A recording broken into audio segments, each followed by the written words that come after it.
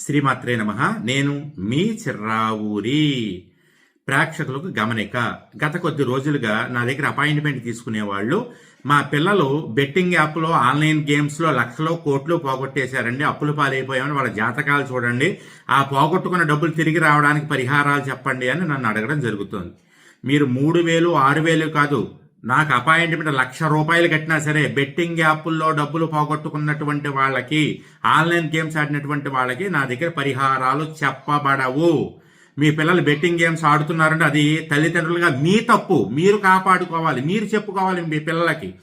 ఎవరో కక్కుర్తి పడి చెప్పి ఈ బెట్టింగ్ యాప్స్ని ప్రమోట్ చేసేటటువంటి వాళ్ళ యొక్క వీడియోలు చూడడం, వాళ్ళని ఫాలో అవ్వడం లాంటివి చూడకుండా మీరే కాపాడుకోవాలి.